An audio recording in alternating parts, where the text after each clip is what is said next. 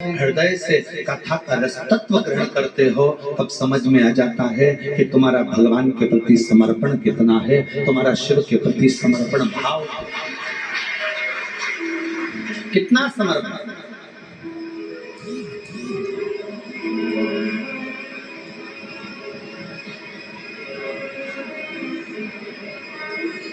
कितना अच्छा कार्य किया है शिव तीर्थ प्रतिष्ठान औसा लातूर वालों, तुमको धन्यवाद देता हूँ। आप लोगों को बहुत बहुत धन्यवाद। नहीं तो कथा कैंसिल होती है और कथा लोगों को फिर सुनने को नहीं मिल पाती। पर औसा लातूर वालों ने इस कथा को ऑनलाइन कराकर संपूर्ण औसा लातूर का आज गौरव बढ़ाया है कि हमारे लातूर वालों ने इस कथा को ऑनलाइन कराया। लोग अपने घर में बैठकर श्रवण कर, ऑनलाइन श्रवण कर। अब वो तो तुम शंकर भगवान के बिगड़े हुए बच्चे हो, तुम ऑनलाइन की जगह ऑफलाइन बैठे हो, है? तो ये तो शिवजी भी सोचते होंगे, इतना धूप पड़ रहा है, इतनी गर्मी है, ऑनलाइन के चक्कर में महाराज ने टेंट नहीं लगवाया, क्योंकि ऑनलाइन थी।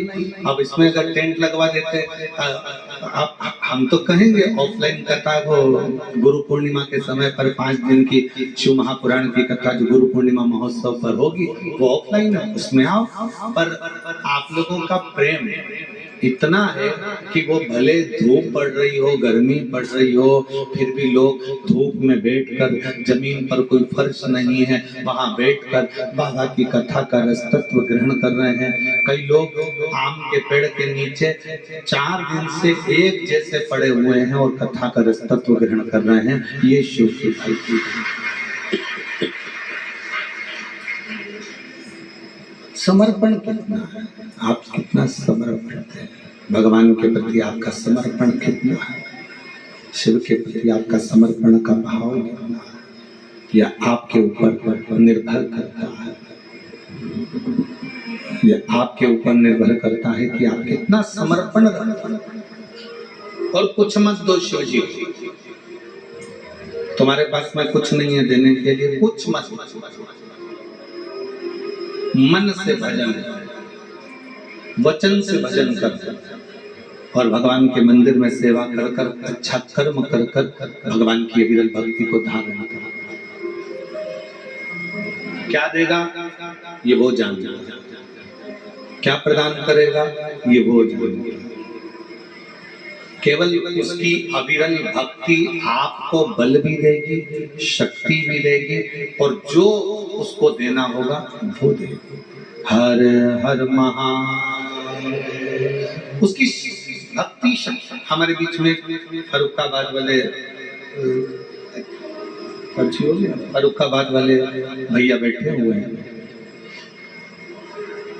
दिल्ली में जब कथा थी, मैं आपको बहुत बहुत धन्यवाद देता हूँ, बहुत बहुत साधुवाद देता हूँ।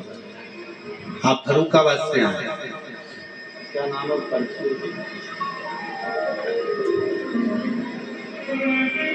शुभम सिंह राठौर, जमुनापुर, फरुखाबाद, उत्तर प्रदेश से आए। एक बार इनके लिए जोरदार ताली बजाएं। बहुत तकलीफ में थे, 5 साल इतनी तकलीफ, पूर्व से बहुत तकलीफ की जिंदगी जी रहे थे। 4 साल से बाबा से जुड़े, कुबरेश्वर धाम आए, पहली बार बाबा की कथा का रस तत्व ग्रहण किया, बाबा के मंदिर प्रांगण की सेवा करी, जो बन सका वो सेवा में लगे, कहीं भोजन भंडारे की सेवा हो, कहीं पानी की व्यवस्था हो, कहीं रोते हुए आया। और 4 साल में आज भगवान शिव ने ऐसा हाथ पकड़ा कि 1 ट्रक भरकर पानी, चिप्स, कुरकुरे, बिस्कुट लेकर दिल्ली पहुंचा था। और इससे पहले भी जितनी जितनी कथा हुई, सारी कथाओं में एक एक ट्रक आइसर की गाड़ी भर भर कर लेकर हर कथा में पहुंच जाता है। और आज सीहोर की कथा में भी एक आइसर ट्रक भरकर तरबूज, मूंगफली का दाना और मक्का सब लेकर यहाँ पहुंचे। एक बार मैं साधु मैं बुलाऊंगा, एक बार जोरदार ताली बजाकर स्वागत करिए। शिव शिव। और तेरी कृपा बिना एक भी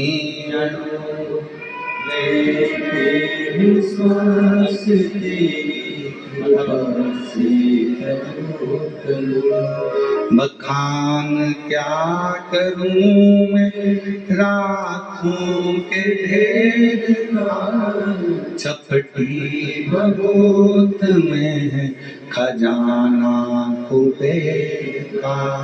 हे गंगाधार मुक्ति द्वार ओंकार तू, भोले ओंकार तू।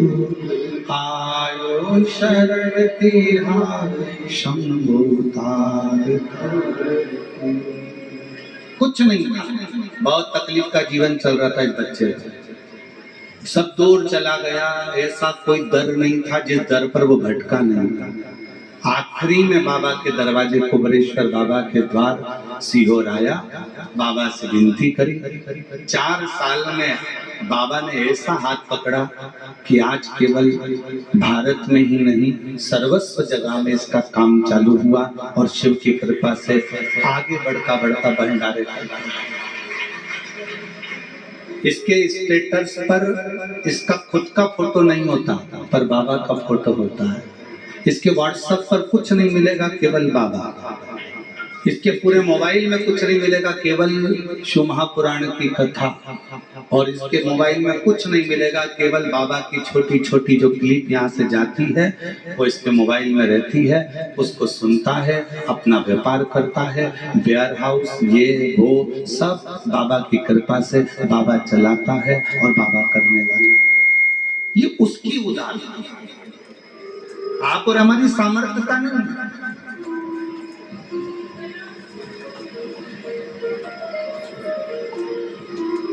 आप उसके आश्रित होकर आए। कितना सुंदर कहा है।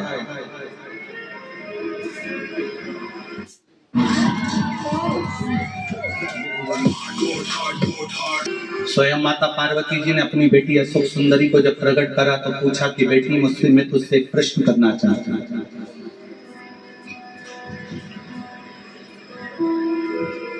मैं तुझसे एक प्रश्न करना चाहता हूं। बेटी अशोक सुंदरी ने पूछा, माँ कौन सा प्रश्न है? बेटी, मेरा प्रश्न यह है, पुण्य कैसा होना चाहिए?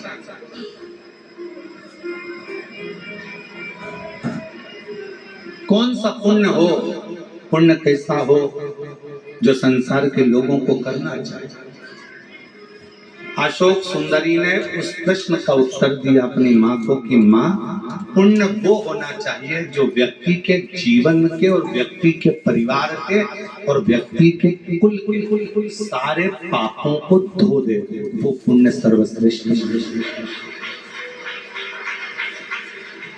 वो पुण्य श्रेष्ठ जो व्यक्ति के जीवन के पापों को धो दे, पाप कर्मों को धो दे, बेकार कर्मों को धो दे।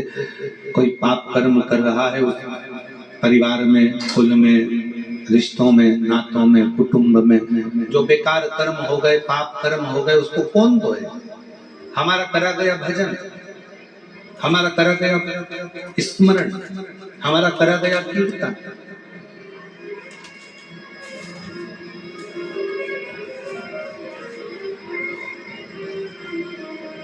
हमारे बेकार कर्मों को धो देते हैं।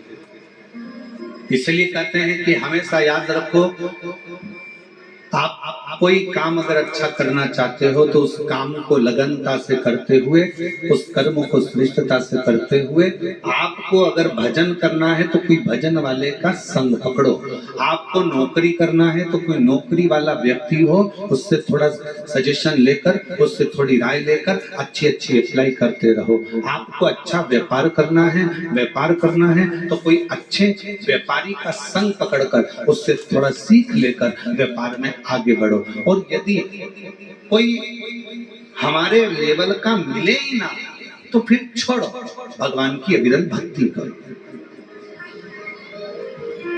महाराज, कपड़े अगर तंग करें तो समझ लेना कि कपड़े तुम्हारे साइज के नहीं है। जूते अगर तंग करें तो जूते तुम्हारे साइज के, जम के बोलो जरा, नहीं। तुम्हारे दोस्त तुम्हें तंग करे तो समझ लेना वो दोस्त भी तुम्हारे साइज के नहीं है। तुम्हारे रिश्तेदार तुम्हें तंग करें तो समझ लेना कि तुम्हारे रिश्तेदार भी तुम्हारी साइज के नहीं है। मतलब बहुत ऊंचे हो गए, हो सकता है हम नीचे रह जाएं, वो हमको नीचा दिखाने का प्रयास कर रहे हो, वो हमें ताना दे रहे हो, वो हमें गालियां दे रहे हो, वो हमें अपशब्द कर रहे हो, वो हमें आड़ा टेढ़ा बोल रहे हो।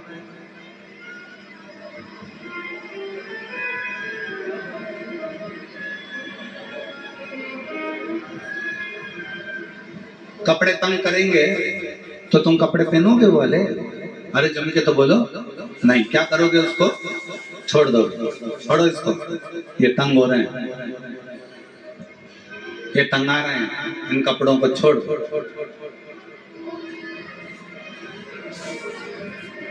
और जूते अगर तंग आ रहे हैं, बहुत तंग दे रहे हैं, बहुत कष्ट दे रहे हैं, बहुत कष्ट दे रहे हैं, तुम फिर भी पहन कर चलते जाओगे तो पाँव में छाले पड़ जाएंगे, कहीं घाव हो जाएगा, कहीं तकलीफ हो जाएगी, तो जूतों को भी तुम्हें छोड़ना पड़ेगा।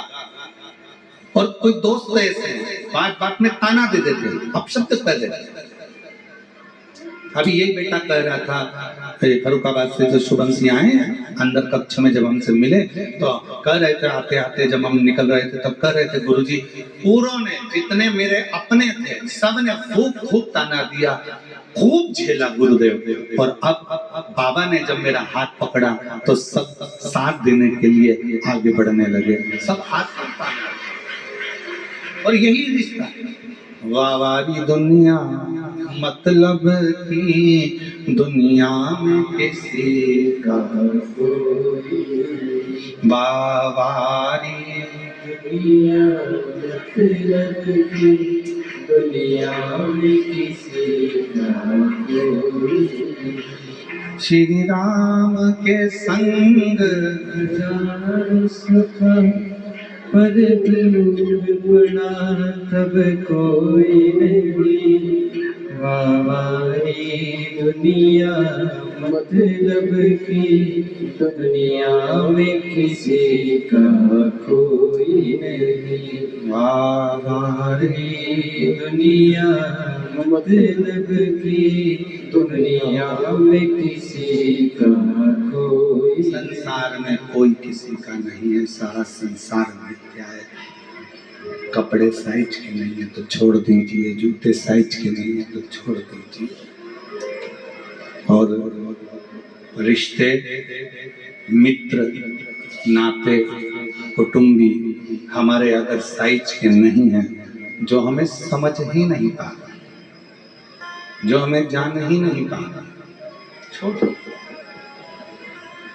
फिर एक नाता, एक रिश्ता, एक कुटुंब, एक कबीला, कि नाता एक शिव जी से दूजा नाता तोड़ दे, रिश्ता एक शंकर जी से दूजा रिश्ता जोड़ दे।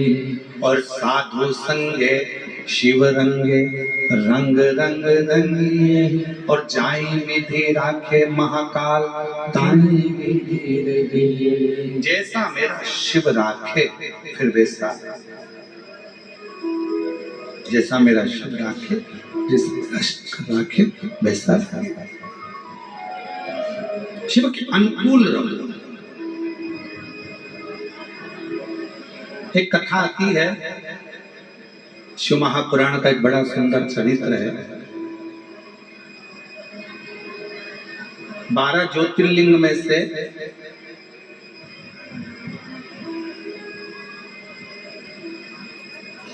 श्री सेलम का वर्णन किया।